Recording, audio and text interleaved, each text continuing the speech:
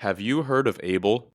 Able is built by AI engineers in San Francisco, and it takes body cam footage and turns it into police reports, using both visual data and transcripts to gather a full picture of the events. If your agency is still writing reports, then it's time to upgrade and liberate 1/3 of patrol time for more important things, like actual policing. Go to ablepolice.com, that's ABEL police.com to learn more.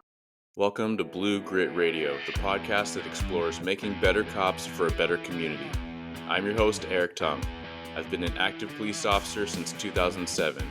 We will dive into the aspects of police culture, health and wellness, leadership, and mindset. You'll hear from experts not only from policing, but all industries as they relate to being our best with purpose, passion, and positivity.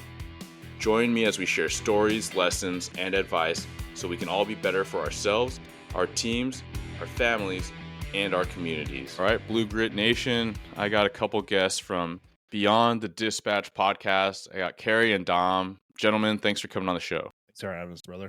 Yeah, thanks for having us on, man. Yeah, I'm stoked. I mean, we've had several conversations and talking about your mission, my mission, the extreme alignment, but also just like two really solid dudes that put it all into the first responder professions, and now you're continuing to pay it back, pay it forward. So I think, as always, when we meet people in the space that are so driven and passionate, it's just very rewarding and validating to find like other people. And you're out in the Midwest, I'm out here on the West Coast.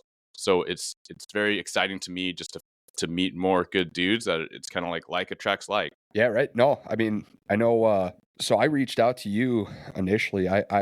We got hooked up with that QRF up, and I asked them if they were okay with collabing on a post, and they're like, yeah, tag all these people, and you came up. So I reached out and we started talking. And I told Dom, I'm like, oh, this dude's a pretty cool dude. Like totally down to have him on and go on his show and whatnot. You got that typical like West Coast, just chill style. I like it. That's a good association for West Coast. Sometimes it's like it's passive aggressive, or it's kind of like awkwardly nice. We're not like super nice. We're not Midwest hospitable. We're definitely not Southern hospitable. The Seattle chill or the Seattle freeze is definitely a thing. But yeah, man, that was Cary. And so y'all listening in can kind of start to identify voices. That was just Cary going. Yeah, bro. We appreciate you having us on. You know, I checked out all of your stuff. We love what you're doing. It's definitely needed for this career path, or just like first responders in general. You know, you do a lot of good things for the community, so we're definitely pumped.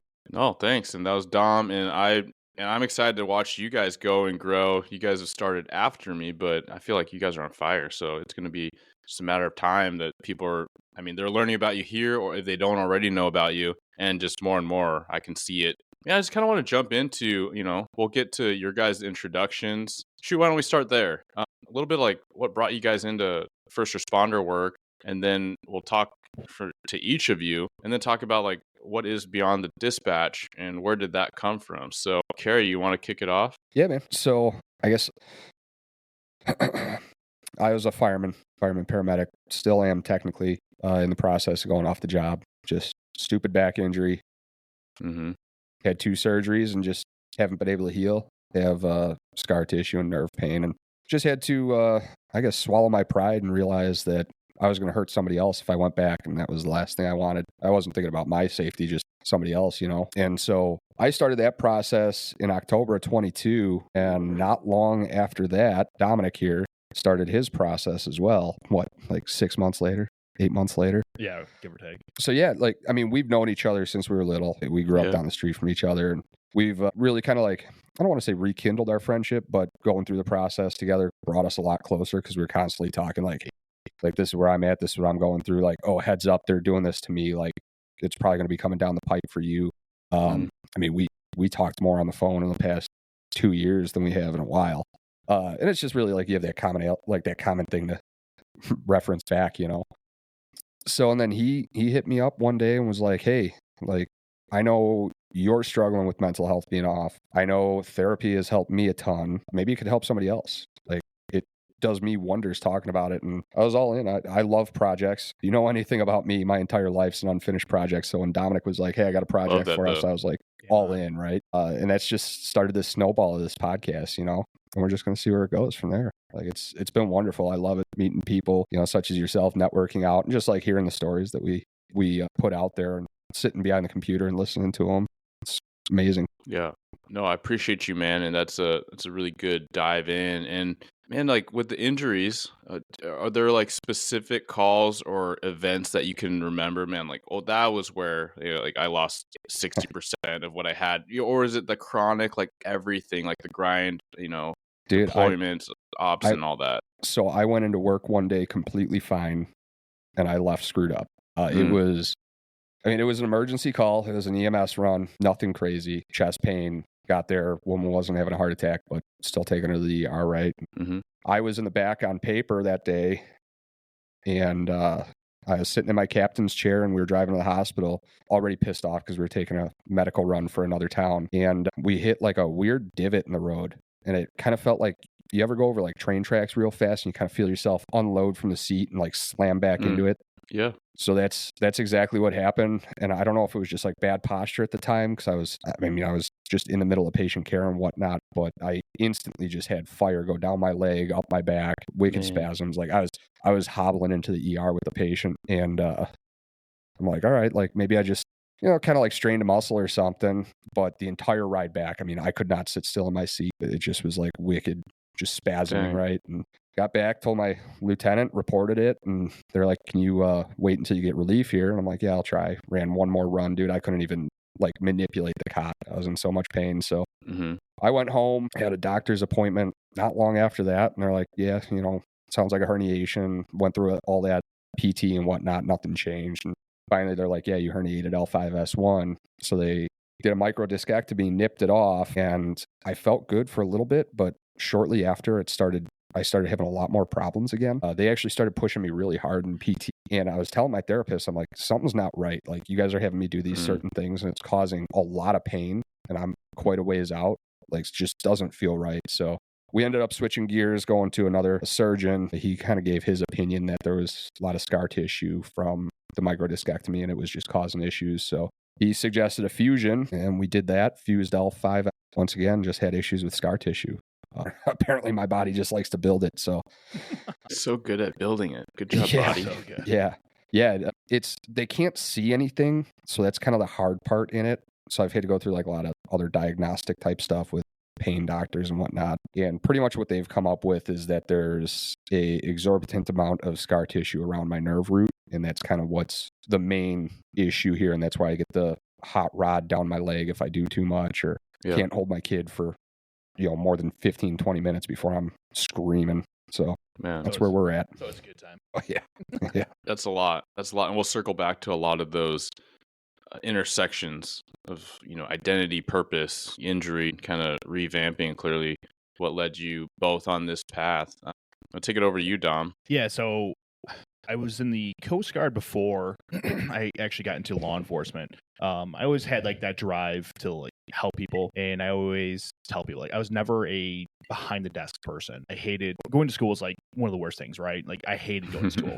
I'm a hands-on kind of guy, any kind of sport, football, basketball, baseball, all that stuff. That was like, my jam. So like, I loved history. That was like one of my favorite topics in school. But other than that, man, like, no, thank you. It's a hard skip for me. So college was like always out of the question. Like it wasn't something I was interested in. So it was either like going into the trades or, join the military / first responder. So originally I wanted to be a firefighter, did my EMT, did all that. And then I just, my dad was a military police officer, and it kind of always like stuck in the back of my mind of like, that could be badass. Right. So, I finally made the decision after doing my EMT. I was like, you know what? No, forget this. Like, I'm going to go in the Coast Guard. I'm going to, serve, do my 4 years, because my dad served, his dad served, his uncle served, my great grandfather served. It was a calling to me. I went to the Coast Guard to drug interdiction in the Caribbean. I was stationed in Charleston, South Carolina. We were in the Caribbean doing cocaine busts. So, it was a great time. Wow. I have a picture of me on a throne of cocaine, like Scarface. It's actually pretty badass. I can send it over to you if you want. Yeah, that's epic, man. Yeah, it was a cool time. And honestly, everyone makes fun of the Coast Guard, and I get it. It's fine. It doesn't hurt my feelings, but like, it was probably one of the best times of my life. Got to see the world, Doris, Roatan, went to Cuba, Gitmo, all that stuff. Had a blast. I got out, did a little bit of construction as an assistant project manager, and then I got a call from my police department, and I ran with it. I did 3 years on the street, got on SWAT, loved it. SWAT was such a great time, man. The tactics, the training, it's second to none. And I wanted to bring that stuff back to my police department and like help my guys on the street, because how many times, Yeah. I'm sure you know this, being on the street, how many times have you gotten like an open door call for a business, for a home, and it's usually like you and another guy who doesn't have that type of training for clearing rooms, clearing big spaces. So, that's something I wanted to bring back to my police department and train the guys that are on the street with me. And then the position in investigations opened up. I took it as a detective, did that for another 3 years. And then came, near the end of my career when I rolled into the TAC unit opened up, and my really good friend was in there. And he's like, dude, put in for it. I'm like, Jimmy, I don't know if that's a good idea, buddy, because it's like I'm taking a pay cut, or I'm taking a demotion in a sense, right? Like, you're already a detective. Like, usually TAC is a spot you get when you're trying to work your way up in investigations. It's still part of investigations. It's just not, a full-time detective. So I was like, forget this. Like, I'm behind a desk already in a position I hate being in. Not that I hated being a detective, I just hated being behind a desk. And majority, if you ever been in Dix, or anyone's ever been in Dix, which is investigations, a lot of your time is typing, search warrants, reports, interviews. It's like death by paper. It's miserable. And I was like, I got 8 years left, and just thinking about that, because then if I test for sergeant and the things for your future you want, your goals you want to achieve, I was like, I need to do this. So I put in for it, got the position. It was great. We were running and gunning, and I should have known from that point on that, I'm getting into some crazy things, because right off the gate, my buddy and I were, pulling guns, like my first call, him and I together, like I had my pistol out and I'm pushing out and I'm yelling at a guy, don't touch that gun, don't touch that gun. And from that moment on, you should have known, like I should have known, like foresight, like, hey, listen, like you should probably not take this spot. But my hard head decided to just continue with it, and I don't regret it, but that leads me to the time that I got shot and ended my career. So I can't really talk about the case in general because it's still an ongoing proceeding. So man, last thing I remember is just running down the sidewalk, blacking out, and then waking up and just drowning my own blood. My buddy dragging me off to the side. Just when you roll up on your buddy and he's in bad shape, you just try to be calm as possible. He was calm as possible, kept me calm, which helped me out mentally, because I knew I was screwed. And they just threw me in the back of a UC car, which is an undercover car for those that don't know. It was just a Honda Civic, no lights, no sirens, nothing, just stock. And we're going like mock Jesus down the road, trying to get me to the hospital. He's rendering first aid, doing a great job. I had a long beard on at the time, so you couldn't see where the entrance wound was. You could only see where the exit was. So the bullet went in just below my jaw. I went through my throat, shattered my C5, severed my vertebral artery on the right side of my neck, and then exit out my back right shoulder, which messed up my brachial plexus, which is that nerve bundle that controls your right arm. So my right arm was just instantly, just like Cary said, like on fire. It's just like a hot poker. It's miserable. Nerve pain's no joke, and the loss of blood was bad, and I knew it was bad. And I just remember looking out the window, man, and I put my hand up on the window, and just like it slid down, and it was just covered in blood. And I just kept thinking I have a son, so I kept thinking it was like, I have to keep breathing. Just keep breathing for your son. Keep breathing for your son. Trainings in the past, I've heard from people, where they're like, you have to have that warrior mindset, that survival mentality of push, like never die, and I think there's something behind it, and I'm sure you could probably attest to it yourself. And it's major, mind over matter in a sense. I think your mind's more powerful than people think. And I think that's what kept me alive, because I think 5 to 20 more minutes or 15 to 20 more minutes, I would have been a goner. So they stabilized me at the hospital, got me, I think 4 bags of O negative, and then airlifted me to Loyola Hospital, just south of Chicago. So there they stabilized me, and that's what started my road to recovery. And it's been a long, I'm coming up on 2 years now. I'm still not 100% in my right shoulder, but I'll tell you what, brother, I wake up every morning and I just literally try to just beat the holy crap out of myself. And I will do everything I possibly can to try and get my right shoulder to where it needs to be. I'm not doing it for me. I really am just doing it for my kid, because, I want to be able to throw the ball to my children as I get older and be functionable. As you have children, I'm sure you know this, that it's not about you anymore. It's all about them. I just want to add, I'm just surprised nobody put a tourniquet on you. Around my neck. They tried. Says the fire EMS guy. Yeah, well, I mean, we do have to train that. We do have to talk through what is the proper application for this wound. And it's like not a tourniquet. Tourniquets. Yeah, not a tourniquet. Not this time. Let's do the limbs is for what tourniquets are for. I was like, Jimmy, don't put that around my neck. You can't do that. No, thanks for taking us through that. And I won't ask about the specifics. You can't talk about that, but certainly like the during and the aftermath of the injury. But man, like you said something right there, which I do subscribe to, which is like mindset, power of the mind, everything. I've shared a couple times that, in a couple of my close calls, one specifically, right, my shooting, and I've talked about that in detail, but even how I was like, man, this is it. I'm done. I get enveloped in fire and I'm like, well, it was a good run. Like I remember thinking that and then also being like, no, F that. Like I'm still here. And that's a pretty crazy OODA loop thing. Like I tend to think about all these ridiculous things, and I've had cop dreams since I became a cop, and I still do, even though I'm at a desk. It's just a thing for me, this active kind of monkey brain thing.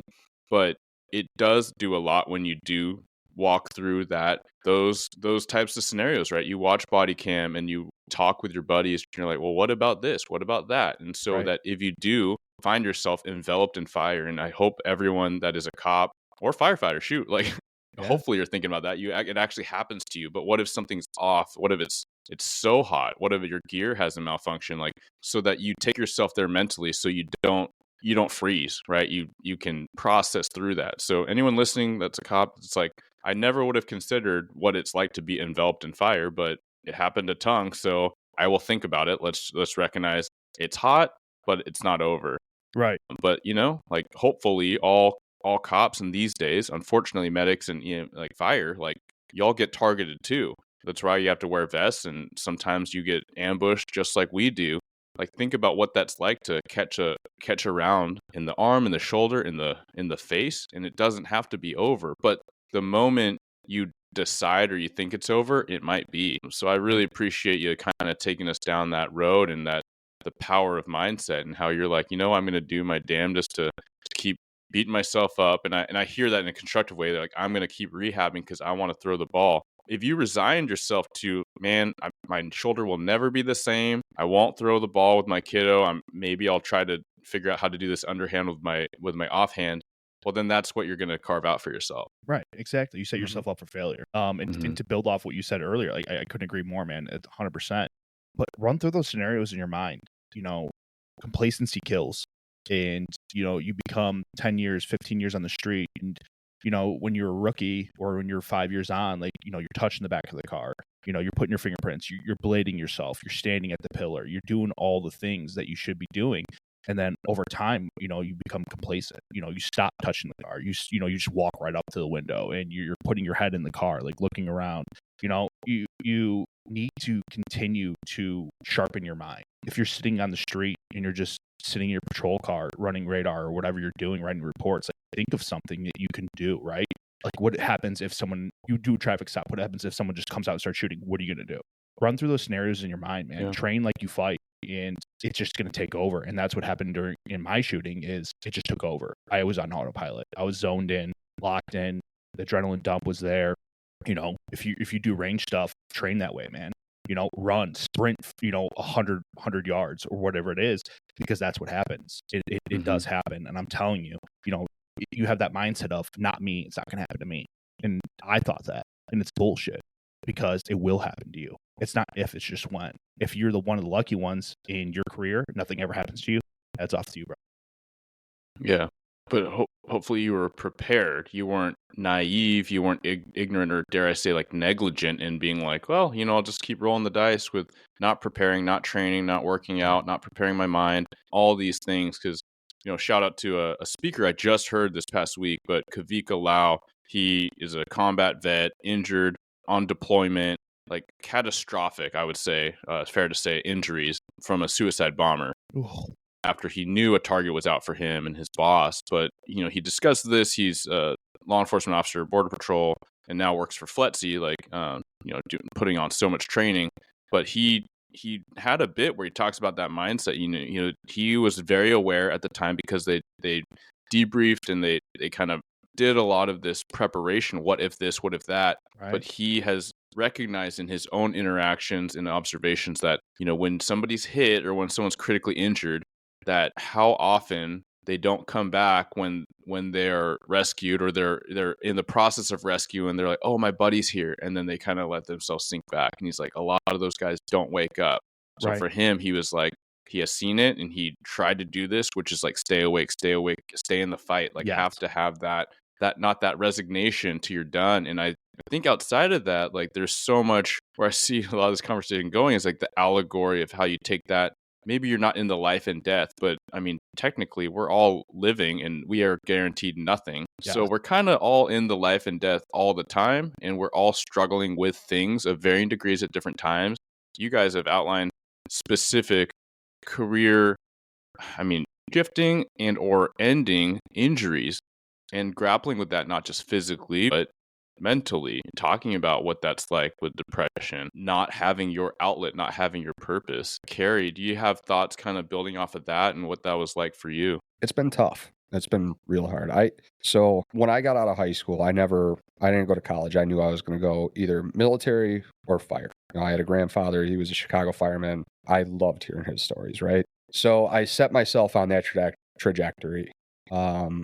Ended up becoming a carpenter in the interim until I finally got hired full time. And then to have that stripped away from you for what purpose, who knows, was really hard to grapple with. I was right at 3 years on, so I was just like hitting my groove. I was, a point I actually wanted to bring up to build on what Dominic was saying is, so he was talking about like running through those scenarios and whatnot. And I was going to add, like, you never want to find yourself in a position where you're not thinking about a call that you went on, something you did and what you did wrong, right? So I was in that zone, a couple months prior. Like I had an awesome fire, like it was a good time, but I found myself thinking like, what can I do better? It cemented in my mindset, like where I was at and what I was doing. And then just to have that stripped away from you like it was, and then just deal with the, once you're off the job, you're forgotten about. So that was difficult. I found a lot of purpose in God, honestly, throughout the whole thing. A lot of things have kind of lined up for me that it's made it understandable why it happened. I don't know if I told you before, but people that listen to our show know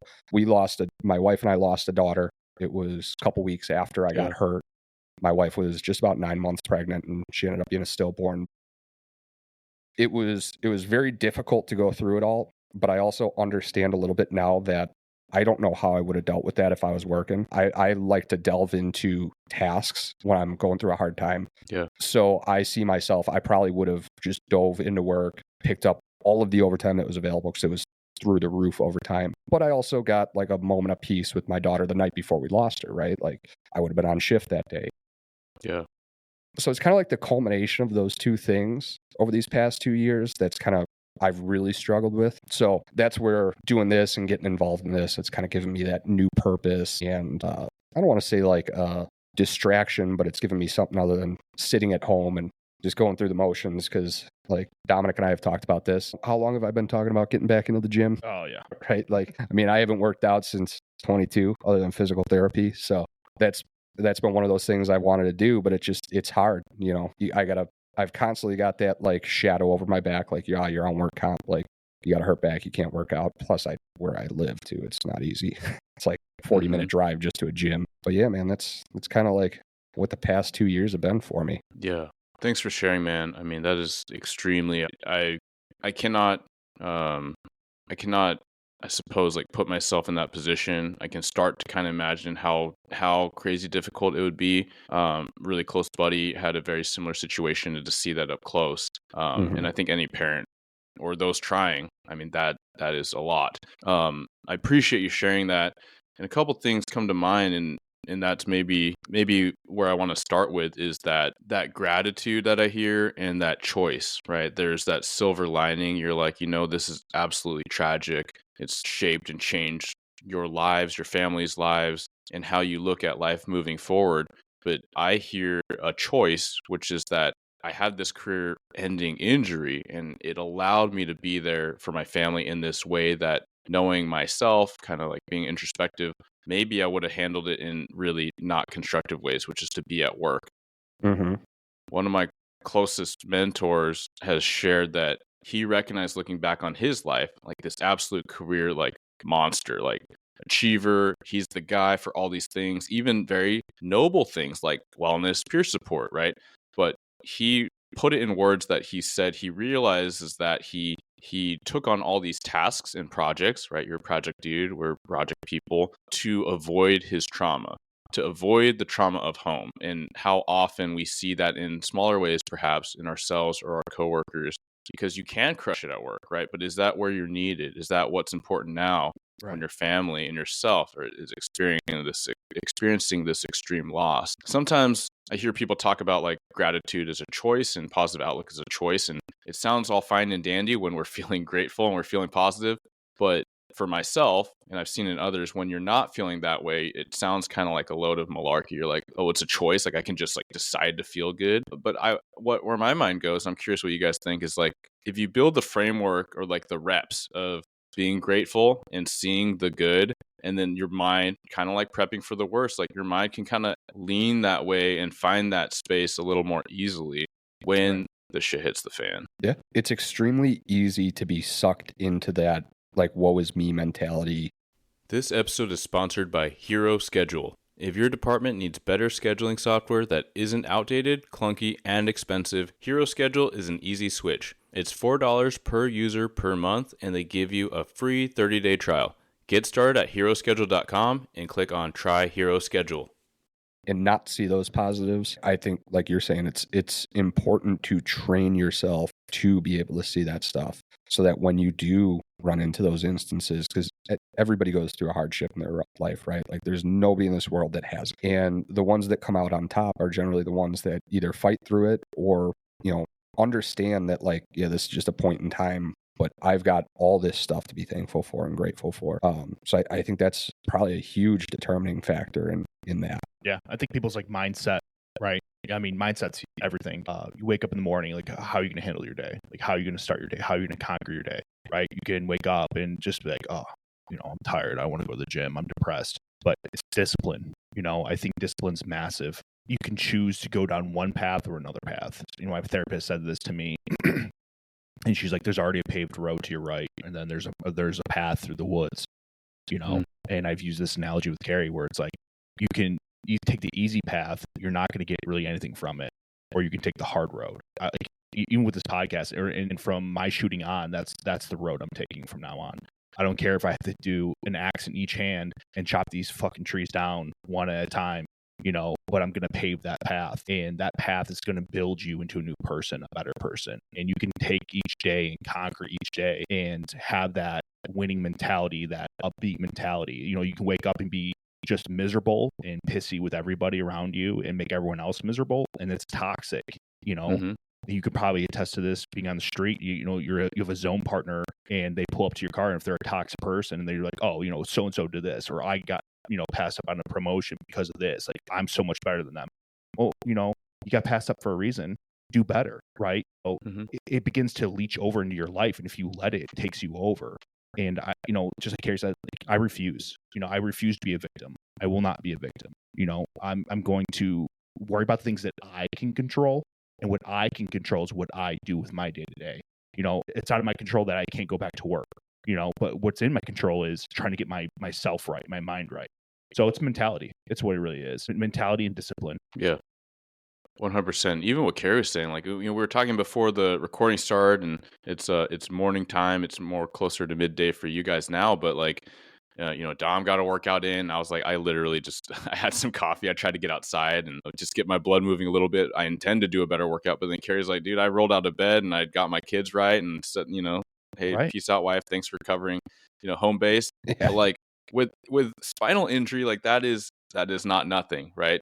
You were able to set your family up right. You have the trade-off where you got to drive out and get to the studio and do this thing where you're metabolizing all this positivity that you're paying forward through this project, through these joint conversations that can help people at scale. And so it is like super contextual. And what worked for you 10 years ago may be entirely different. What's even right for you at this point in time. And I love the mindset, and I want venturing to say that's going to be tied to the majority of the rest of our conversation, because even when as you talk about mindset, I'm thinking about a presentation I did, Get Gritty, which is really predicated on like how do we live better, how do we do our job and life better, and the foundation of wellness and our balance and routines or all these things, it's all predicated on mindset. It's like making the decision and recognizing what limiting factors we just allow to creep in, right? Dom, you talked about the toxic partner, like zone partner. Okay, like that's, to me, my mind goes right to the briefing room where the right or wrong person comes in the door and sits down, how they emit, maybe not even a word, but a breath can absolutely like shift 100%. how everyone's going to start their day. Like they're either going to like rock it, or they're going to be like, why am I here? I Right. want this day to be over because of one person. Right.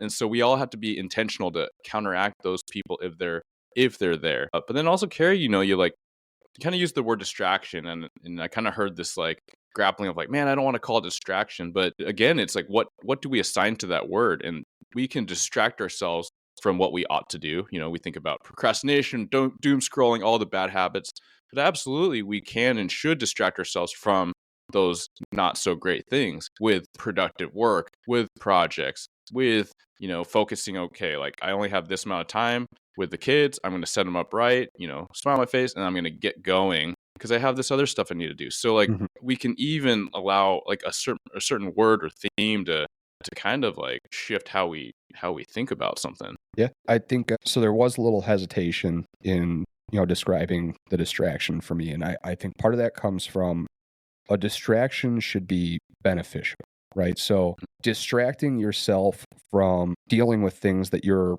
inner thoughts are telling you, just so you put it aside, is not beneficial. All you're doing is masking those issues, right? So, and that's not to say that doing something like working out or whatever, that's like your not distraction, but like that's how you deal with this stuff, right? That's okay. It just becomes a problem when you're using different tasks or projects or whatever to just mask those feelings. And I think that's why I kind of hesitated there to call this a distraction. Totally makes sense, man. I mean, like we hide oftentimes, like our types like hide in our work. Like workahol is a real thing, and it's a coping mechanism. And we might think that it's like a better version than alcohol or binge shopping or whatever, right? Like, but just like any vice, like it has its limits, and I think we should challenge like how beneficial, we think this whole like overwork thing is. It's kind of like a badge of courage sometimes. Like, oh yeah, cool. Like I slated at work, or I'm covering everybody, and it's like, it is good. You're helping people, you're helping your own team, you're helping the community. It's like, but like, who did we make the promise to? Did we make the promise to work? Or did we make the promise to family? And right. I've said that one of my buddies like, dude, I loved how you put that, because it is not a place of shame or blame. I talk about most of the things I talk about to remind myself, but I've put my wife second, like more times than I can count. Right. And there is that dynamic with first responder work or service work, but not like, a lot of times it's elective. And I'll be honest with it. Like a lot of times I took on and I bust my laptop out, or I went into work and I didn't need to. Like someone else could have done it, or I just wanted to feed my sense of productivity or ego, or especially working canine. Like I wanted more work so I could get more apps and be a better team. Like, yes, that does go to a good place, but not when I'm putting my girlfriend, fiance at the time, on the back burner. Right. And so it is pervasive, and I just want to share, because I think that it is one that we kind of let it bleed out, kind of permeate more than we ought to. Yeah, 100%. And too much of a good thing can be detrimental to your loved ones and to yourself. Well, I think in like in our fields, there's a certain stigma to being classified as a slug, right? Yeah. I mean, you've been in law enforcement for many years, and I know from like my career, Dom, I'm sure everybody calls out that guy that's the slug. Yeah. And I think that's something we kind of like twist in our heads, because there are so many like type A personalities in these jobs and everything. And I don't want to be that guy. And so, I'm going to take on as much as I can. But it also kind of like morphs further that like, when you put your family second, because you don't want to be that guy that says no to the overtime. You don't want to be that guy that says no to, whatever it is, right? Like, oh, I got to do this. Sorry, like, got to go. And I think it's just kind of like a stigma, not a stigma, but just like something that's ingrained in these fields that don't get me wrong, it's not fully a bad thing. Like I would rather I would rather work with somebody that's like dedicated to the department and the job. But at the same time, I want somebody to understand that there's a separation between job and family, and the job should not be paramount to family. I've always kind of tried to stick by that. I know guys that I worked with that very much so put the job before family. They would pride themselves on never calling in sick or, this or that. It's like, well, what benefit is that? You have 2 young kids at home that like don't really know dad, right? Like, and it's apparent, like you don't know what they need or things like that. It's just kind of like you said, who did you make that commitment to? And I've learned it, like the second you go away, that department keeps going on. It's not like they fail to function without you. Life keeps moving. And now who did you hurt in that process, right? Yeah. So And they have to. Like they don't have, like, the department doesn't have a choice. And I've said this before, but the department doesn't care. They don't care about me. They forgot about me. They moved on. It's like, well, they had to. And they have, people are calling 911, and the department doesn't have feelings. It's not trying to get you. Maybe people in there might be trying to get you at times, right? We all know what that can look like. But also, like, there are people that try to support you, and they got all these things that they got to focus on. They got work, they got family. And so I see it does slip out, but that is where we are left, kind of with this emptiness, because, that was like our everything. And I really want to challenge those. There's almost that pride, and kind of all we're talking about, like the workaholic or the person that's always there for work, but there's almost like a martyrdom in there that I think we need to be really cautious of, because we know it, that archetype, we know it all too well. Like, someone that's in their more advanced years, maybe getting close to or middle age or middle career, that's like, yeah, like I sacrificed, and now I'm divorced. Now my kids don't talk to me, but I did all this for the guys and for the community. It's like, no, but there's a way to do a bit less and still have that, right? We can have it all, especially going back to mindset, man. Like if we so choose and we so challenge ourselves. So that is like such a thing that I think we need to keep moving toward. Even that, like, yes, we all love the team players. We survive because of the team players. But I do see this as a mid-manager that's very wellness focused.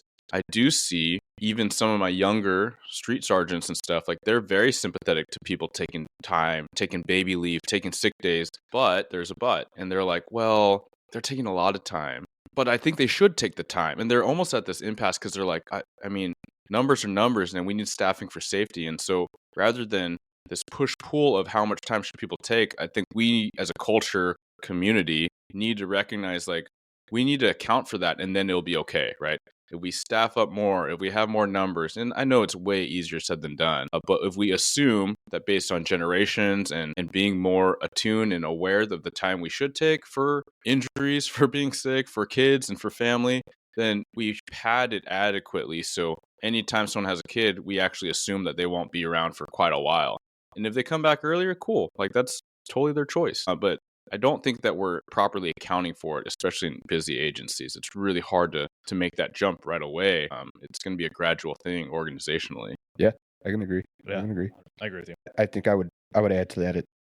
There's a way to walk that fine line. And like, just something, as you were talking about, like your young sergeants and stuff, it just kind of made me think about like my entrance into the fire service. And when you're on probation, I don't know how it is with like, law enforcement agencies, if it's kind of the same thing, but you get the older guys that tell you, you're a probie. If overtime comes up, you better be the first one jumping up, right? And I think that's just kind of like a mentality that's instilled in us in our like infancy in these careers that perpetuates through that. Maybe that's part of the reason why you get that workaholic mentality that might be workaholic for more toxic version of workaholic. Yeah.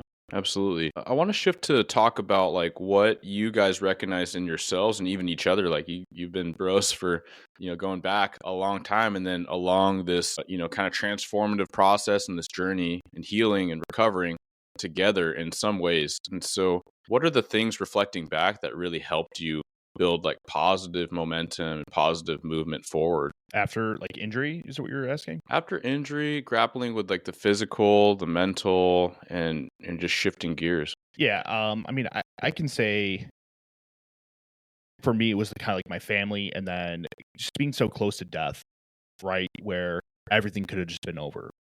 And thinking back on it, you look back on your life of like, are you happy with what you've done the past 32 years, because when I was shot, I was 32 or 33, and I wasn't happy with who I was, how I was acting, how I treated my family, how, I dedicated so much of my time to work, or I was putting in stupid hours. Like I would get called in the middle of the night. Like someone's like, "Hey man, you want to pick up my detail?" I'm sleeping to go to work the next morning. And I'm like, "Yeah, I'll do it." So I'm up at 12, doing 12 to 8. And then from 8, then I'm doing my regular shift, making extra money, making ends meet, putting money aside to save for vacations or gifts or whatever it needs to be taken care of. Because like I always go back to this of like making sure my family has everything they possibly need, and I want to provide that for them. But at the same time, like, what, is that really helping? What's more important, the money or the time that you spend with loved ones? And I wasn't happy with how I decided to choose to live my life. And after my shooting, it really put things into perspective for me, and I challenged myself to be a better person and to build on it every single day. And I think in a sense, Cary really helps me out with that as well.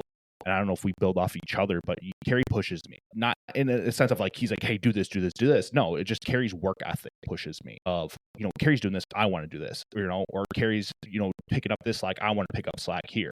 And I want to better myself. I want to make myself, because you're always your worst critic, right? You're always going to be harder on yourself than anyone ever will be on you. And I always have like that imposter syndrome of, I'm doing this, but what do people think of me? I don't care anymore what people think of me. When you tell people you have a podcast, they're like, "What a loser. This guy's such a nerd. He thinks people want to listen to him." I'm like, listen to me or don't listen to me. I don't really care. But I have a message I want to put out, and Cary has a message that he wants to put out, and we think it could be helpful to somebody. And if it could help one person, that's all that matters. And refocusing my life on who I want to be in the future, I want to be the person that my son sees me as. And that's a tall, tall glass to fill. And I will personally challenge myself for that. So I love that, man. Cary, how about you? I don't know. Like you mentioned, we go back a while. I mean, it's 20 something years at this point right now. We met in kindergarten, right? And we're now in our early 30s. And like we just hit it off. And Dominic was always kind of someone that I looked up to and kind of want to like emulate. He was always just good at like kind of like a natural athlete, I guess. So yeah, I always kind of looked up to him and enjoyed that friendship, right? And he also like came from a phenomenal family and just was like a good dude.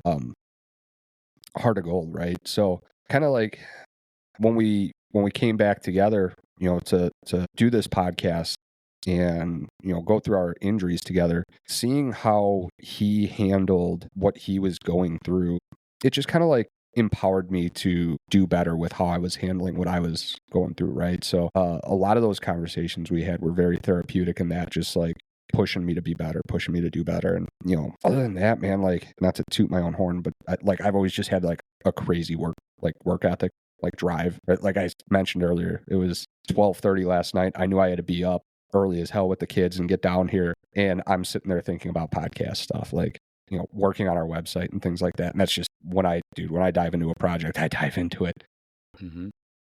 So I think that's kind of helped out a lot as well, just dealing with the stuff. Like our lives are projects, so yes, mine's just taking a different turn. So now I'm just figuring it out and just dive into it and go through it. Yeah, that's solid, man. I mean, I even wrote that down at the very beginning. You're talking about just a unfinished project, and I think that that's a fantastic way to look at life, right? It's the notion that we're never done. And we talk about retirement, and we talk about this idea of backup career, and I've talked about that with like Vince and Devontae from Welcome to the Street on the show, and I've written about it before, because like we do recognize, and we need to recognize how prevailing and maybe sometimes overwhelming this career is on our life and lifestyle and our family, but it can't be everything forever, even if you put in 30, 35 years. Like one day it'll stop. And I think that that's such a positive thought process, is to be like, I don't ever want to just be done, like chilling on the beach for the rest of my days with nothing, like no hobbies, no purpose, because you will croak. I mean, there's like a lot of data with that I think in the first responder community we're aware of, but also like transition points are really hard in life, even if everything quote unquote went according to plan. So it's like that continual grind.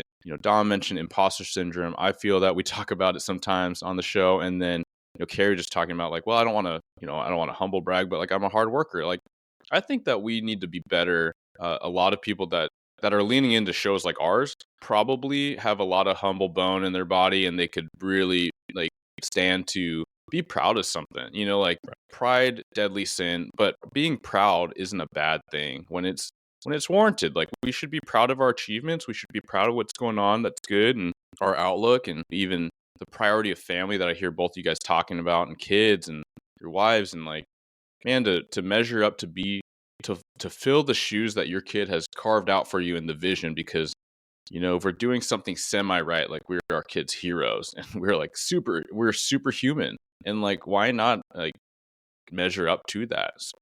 And I love that. I want to ask you each like kind of a last kind of question or prompt, which is in building, starting, and continuing to grow, like beyond the dispatch, if there's a big lesson you didn't really expect in either building it or like from a specific guest or some sort of like a little mental nugget that comes to mind, like what would that be for each of you? Guest wise, I would have to say the Denver police officer we interviewed, she had such that like warrior mentality, right? Where, to me, I always think there's always somebody out there that has it worse off. And she had it worse off. I mean, she was T-boned. She literally, her brain was like almost removed from the stem, and they gave her such a like a low percentage of recovering. And she had like that mentality of like, bet, like bet I'm gonna do it. I'll never walk again. Bet I'll do it. I'm never gonna talk again. Bet I'll do it. And she had such a will to prove all these doctors wrong that she returned back to work 13 months later as a cop.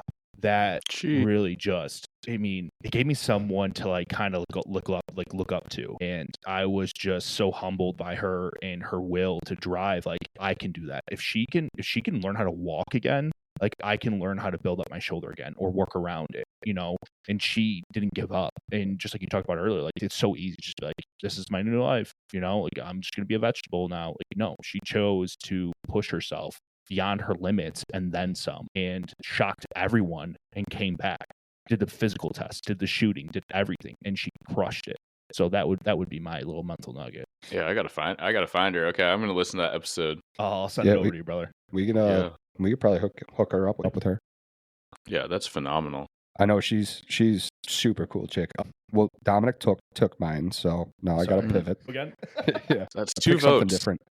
That's 2 votes. I don't know, man. Like it was a very intimidating process when we started it, especially like you think, how hard is it to plug a mic in and talk, and then like you get into all the aspects of it, and I don't know what it is, but I have grandiose ideas to everything, so the limits that I've kind of pushed with this between like our knowledge and just equipment and whatnot, right? So it's been interesting, but I guess it's kind of one of those things where like, first off, it's been surprising what people have kind of like disclosed to us in conversations. People that you kind of know, like, most of our guests are people that we know to an extent, with a few others that have, just come out of the blue, but not people that you would expect to sit here in this chair and tear up and let themselves feel those raw emotions. So it's really been just one of the, like, just total gratitude, right? Like, I'm almond, so you're going to have to cut it out. No, we're leaving it. This is real. Yeah, no, it's just been just mind-blowing. That's really all I can say. And it's been so fun just kind of sitting and letting these stories come out and tell them to people and see like the support and just the love and everything. It's just really, really cool experience. I think that's what I got. Yeah, it push like, and to build up what Cary's saying, and it pushes you, right? Where you have these people telling these amazing stories, and you're like, we're doing this for the right reason. This is actually what we want. Like, this is what we visioned, and they're telling these raw stories, and that's what Beyond the Dispatch is all about. The good stories and bad stories, and it kind of like, it really pushes me to kind of like want to push further. Like, let's take the next step. And Cary's phenomenal with that. Like, his brain never shuts off. He won't tell you this, and I'll tell you this. Nonstop. Cary be like, hey, what do you think about this XYZ? And I'm like, dude, that's like, yeah, if we can do it. And next thing you know, like, he's coming over to the studio and we're implementing it. And I'm like, you're doing it. Yeah, we're taking the next step. We're pushing it. And when we get the feedback from people of like, hey, listen, man, I listened to your show. It was phenomenal. And I'm like, it just gives you that drive of, we're doing the right thing. we are doing the right thing, and people are learning from this, and people are getting something out of it, and that's all that matters to us, is if people get something from the show. Completely. Yeah.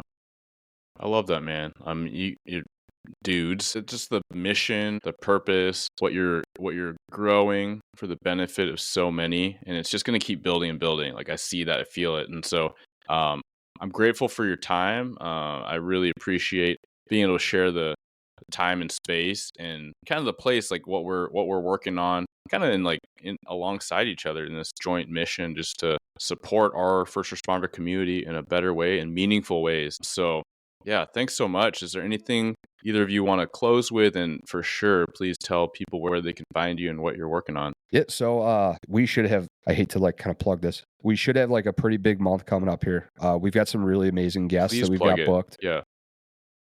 We just launched our website. It's beyondthedispatch.com. So you can find us there. We've got links to our main platforms that we stream on, but we're pretty much on all the major ones. You can find us on social. We stay pretty active on there. But yeah, we've got ones I'm pretty excited about. You know, Yeah, it's gonna be massive. I mean, Dr. Griffin, survivor of the Charleston 9. Have you ever heard of that? Major fire out in Charleston. Lori. Yeah, Lori Longfritz Chapman. Her brother was a Medal of Honor recipient in the Air Force's combat controller. If you guys don't know it, check out his story. It's definitely inspirational what he's done for this country. He's a true American hero. Yeah, so we're just pumped to see where it goes from there, you know. I love it. And yeah, don't apologize for plugging. And this is like front of mind. And I'm going to go on this little mini soapbox for a bit, because I've grappled with imposter syndrome, like starting all this, like, and one of my mentors was kind of like, man, you've like started doing these things, whether it's social media or the podcast or being like the front face for recruiting, like you did it all kind of reluctantly, because he knows me. He's known me for so long. He's like, you did it because you needed to do it, not because you wanted to do it. And I was like, yeah, I mean, I'll take that and I appreciate it. But we're at this training, this local leadership training that a local chief, Sherry Harris, and she was on the show. She was been on a leadership panel episode, but I didn't see it coming. I was kind of caught unawares. I wasn't that like plugged in at the time, but she's kind of walking around. She's asking like the audience, like, hey, does anyone like do like a leadership blog or anything like that? And she kind of walks towards me and she's like, or what about like a podcast? And she's just staring me down. It's like, Eric. And I was like, oh man, like chief, come on. There's all these like, all these command staff and sergeants and chiefs in the room. And I'm like, she hands me the mic. I'm like, yeah, chief, I run this podcast. We talk about these kinds of things. Appreciate the shout out. Chief Harris has been on it. And she's like, no, you don't need to say that. And kind of hand back the mic. My mentor who was there, and one of my bosses is like, he's like, your response was very you. You're a humble dude. He's like, I have no problem with the response. I actually like the response. However, I would challenge you to think about how you can say more when you have the mic and it's still humble because it's you, dude. And I was like, man, like I think about I don't know who's in the room. He's like, the people that need to hear it and want to hear it are going to hear it and they're going to see you. And the others, who gives a shit, right? Like to that whole point, like no one's making anybody listen to this or your show. It's all, we know why we're doing it. And so that is and should be enough. And those that need to come along will come along. And those that aren't ready, that's okay. And those that have something else, that's awesome too. We're building it for those that want it. It's a very, very good point. Yeah, agreed. Just hearing, just doing this episode with you, brother, I will say you are killing it. The imposter syndrome should be gone for you because you're a rock star. You know, it's very, you're very smooth. You're very articulate. I enjoyed being on your show. This was really enjoyable for me, brother. You are doing a really good job. You're doing a fantastic thing for our community, and please keep going. Don't stop. Even though you didn't want to do it in the first place, maybe this is the road you need to take, and you're excelling.